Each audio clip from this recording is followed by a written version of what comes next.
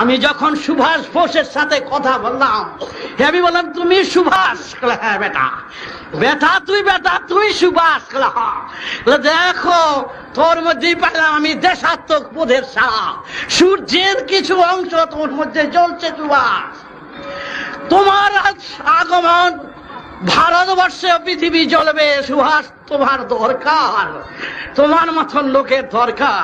তাহলে রাজনীতির লোক হিসাবে আমি চিন্তা করিনি, একটা সূর্যের টুকরা একটা খন্ড এসে তার মধ্যে দেখছি জল জল করে জ্বলছে, সুভাষ আত্মহারা হয়ে কাঁদছে দেশ ও মাতৃকার সেবার জন্য।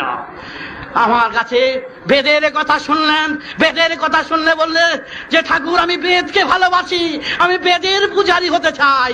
আর কি বেদে আছে? বেদে আছে তত্ত্ব, বেদে আছে তথ্য, বেদে আছে সমান সুর। তখন সুভাষ বোস বললেন তাহলে আমরা এইভাবেই কাজ করবো।